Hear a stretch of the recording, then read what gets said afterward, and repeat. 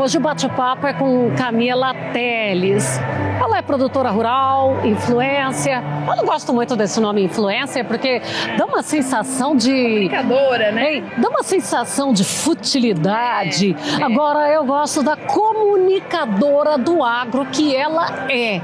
E é uma moça que ela agrega vários pontos. É bonita, educada, simpática e sabe comunicar de verdade. Camila, muito obrigada pelo tempo. Mais uma vez conosco, eu nunca me canso, porque você sempre tem orientações gostosas, didáticas a serem passadas.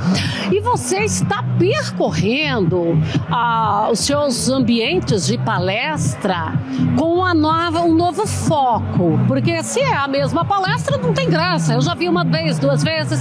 O que é que você está trazendo nessa nova temporada? Vamos dizer assim, a Camila 2025. Então, a Camila 2025, primeiramente, eu quero dizer que eu adoro estar contigo, então eu nunca vou esquecer que tu foi a primeira pessoa que me entrevistou lá em 2019, quando eu viralizei meu primeiro vídeo. No Prepara, exato. Então eu fico feliz de ter mantido meu propósito, a gente tá se encontrando aí 6 anos depois, né? Então, tô aí na luta, ainda sigo firme. Comunicando agro, eu também não gosto muito da palavra influencer, porque eu acho que... E esse é um dos assuntos que eu abordo muito nas nossas novas palestras que eu tô desenvolvendo para esse ano. O que acontece? A gente fala muito que o agro tem 2 gargalos importantes, que são a comunicação e a sucessão familiar, mão de obra qualificada. E eu pensei... Às vezes a gente quer impor que as pessoas comuniquem o agro, né? Comuniquem o agro, mas a gente não está atraindo os jovens para estarem no agro. E a sucessão familiar é um processo difícil e se a gente não abrir os olhos para essa questão de gerações diferentes, a gente vai ter um hiato muito grande na hora de esses jovens assumirem as propriedades rurais e terem orgulho disso, né? Então, eu quis dar um passinho atrás, justamente porque hoje a gente está passando numa crise de comunicação no mundo inteiro, que é essa questão da infotoxicação, né? É a questão de muita informação, onde as pessoas não sabem no que acreditam, como acreditam, eles vão muito mais pela lacração, vão muito mais pela ideologia que criam na cabeça do que realmente aos fatos. Então, o que eu quero trazer é que as pessoas elas precisam se atentar mais a entender onde elas estão buscando informações. Pois é, aí a gente vê, da mesma forma, com qualquer situação, a gente tem um lado positivo e, se não bem usado, tem um lado negativo, assim como é o caso de um remédio, que ele pode matar, né? As pessoas suicidam usando o remédio, infelizmente. A rede social, ela trouxe uma liberdade muito grande, só que essa liberdade, não sendo bem aproveitada, ela passa para uma informação completamente mentirosa, fofoqueira, que hoje fofoca ganhou um nome diferente, é fake news. Exato, na verdade as pessoas hoje, se tu percebeu o engajamento das redes sociais, elas querem saber da vida dos outros, elas querem saber de polêmica, tragédia, então ao invés das pessoas estarem procurando coisas boas para serem lidas, o que chama mais atenção é realmente saber da vida dos outros, e essa questão da comparação é algo que prejudica muito a saúde mental dos nossos jovens. Então eu falo com diferentes gerações, tu sabe, o meu público vai desde os jovens que estão aí começando, que gostavam da musiquinha, da paródia, até seus avós que tomam conta, que estão deixando a propriedade rural para a família. Eu tenho muito orgulho de conseguir falar com diferentes gerações e eu tô no momento em que eu preciso falar, gente, vocês precisam olhar para as redes sociais de uma forma diferente. Eu não estou incentivando ninguém aqui a ser digital influencer, muito pelo contrário, eu acho que a gente tem que pegar as redes sociais como um aprendizado para o agro, de como se comunicar de uma maneira efetiva, sem entrar nessa loucura que está prejudicando muito a geração que está vindo. Inclusive, até não é tomar a rede social para si, é pelo contrário, né? Desintoxicar-se dela um pouco, é saber escolher o que é de proveito. Sabe que quando me falam, Camila Teles é influencer, eu falo, eu não sou influencer, porque se tu percebeu o meu Instagram, eu não posto o meu dia a dia, e assim, eu acho que eu tenho que postar mais, porque tem que postar mais vida real, assim, mais perrengue, eu não tenho muita paciência pra isso. Então as pessoas já me acham, a Camila fez a paródia na internet, grava vídeo na internet, mas eu não sou blogueira, eu não tô lá o tempo inteiro. E as pessoas pedem que eu seja mais, eu penso, mas eu trabalho tanto, eu tenho tanta coisa pra fazer na fazenda, que às vezes eu não paro pra pegar meu celular. Então assim, eu tive questões com saúde mental, com a exposição na internet, com esse excesso de críticas, de cancelamento. Hoje as pessoas elas estão muito mais confortáveis em julgar do que entender. Então eu queria muito poder ajudar as pessoas nessa forma também, sabe? Eu acho que o meu propósito, além de comunicar o agro, tendo a visibilidade que eu tenho, é de ajudar as pessoas a terem uma vida melhor. Quando você menciona essa questão de falar com diversas gerações, eu que já assisti a várias palestras, eu vejo chorando literalmente de emoção, desde um jovem aquele idoso que já está ali com 3 gerações. Isso é muito gratificante, é muito emocionante, não é? Eu fico emocionada de lembrar, de visualizar isso. É minha maior recompensa, porque o que eu falo, e tu sabe muito bem, é com muita verdade. E se eu defendo o agro, se eu tô aqui, não é porque eu pensei em fazer isso por dinheiro ou para ter 400 mil seguidores na rede social.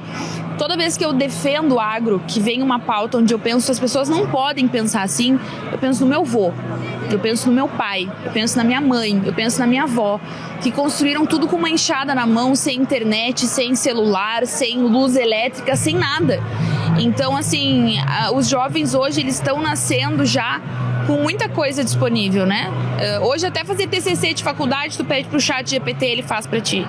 Então a gente tem que valorizar muito quem construiu tudo do zero. A gente tá num local aqui onde tem muitos que vieram de outros estados, outros locais, pessoas daqui que investiram para hoje se tornar uma potência que é essa região aqui do Goiás.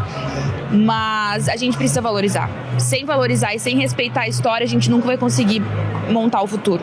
As tecnologias que eles começaram era o pilão, o monjolo, a lamparina que passou para o lampião, era o fogão a lenha, que depois conseguiu um a gás, o forno era aquele de barro. Exatamente, e isso são relíquias, né? E eu acho tão triste os jovens que não valorizam isso.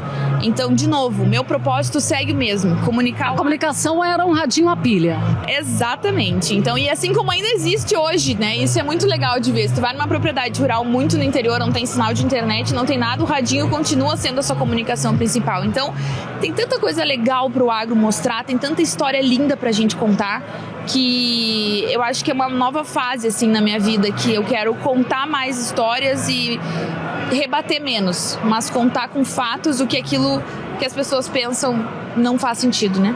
Gente, por favor, hein? Eu tenho certeza que nem eu, nem a Camila estamos falando para você abrir mão da tecnologia e voltar. Por favor, é só para você compreender que o conforto tecnológico que você tem hoje é em função de alguém que enfrentou a falta dessa tecnologia e soube fazer, né, Camila? Eu falo sempre que a gente tem que ter muita inovação respeitando a tradição, porque a gente não adianta diferentes gerações, a nossa geração chegar na propriedade rural e impor pro nosso pai, impor pro nosso avô, que tem que fazer coisas diferentes, sendo que eles fizeram tudo até aqui da forma que eles acreditaram ser a certa. Então, não é uma questão de briga de gerações, e sim de união, né? De acrescentar. Então, eu posso manter a tradição da enxada. Evolução da geração. Posso ter, mas eu posso também ter o drone na lavoura ao mesmo tempo que isso acontece.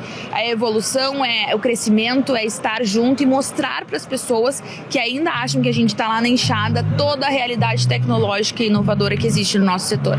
Então, assim, a gente está num momento onde o agro, ele tem muito orgulho da sua história e a gente tem que ter muito orgulho do que a gente está construindo, porque é uma história ainda mais incrível. E um detalhe, teve um momento, aí é uma coisa de 3 anos atrás, que esse orgulho começou a parecer arrogância. Sim. E aí a sociedade rebateu isso como entendendo como arrogância. Não é. Você se envaidece do que você faz, porém dentro daquela simplicidade que o agro sempre teve. É aquilo que eu falo, todo mundo defende a sua profissão, todo mundo defende o que faz. Não existiria a saúde das pessoas sem ter médicos bons disponíveis, sem ter hospitais na cidade. Não existiria tua janta, o teu almoço, o teu lanche, se não tivessem produtores rurais produzindo. Não é uma questão de se exibir ou se... E cozinheiros preparando, né? Exatamente. Então, assim, é toda uma cadeia com muitas pessoas importantes. E o agronegócio, as pessoas focam que é só quem tá embaixo do sol, na lavoura, plantando, colhendo, trocando de caminhonete no final da safra. E, na verdade, a gente tem aí o antes da porteira, a gente tem o dentro, tem o depois. O antes da porteira com muita pesquisa, muita inovação, muita tecnologia, muitos jovens aí com startups procurando soluções para problemas que a gente nunca imaginou que pudesse solucionar com inovação.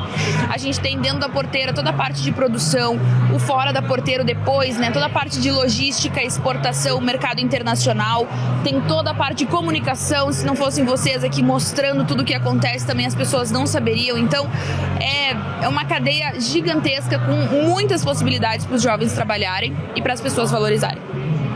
Olha, eu ficaria aqui ainda...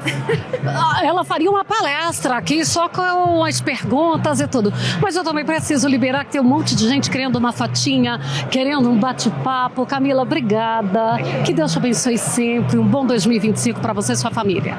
Amém. Que nos abençoe para ti e para tua família também. É sempre bom te encontrar nos eventos, que a gente se encontra em muitos ainda esse ano. Se Deus quiser. Isso aí.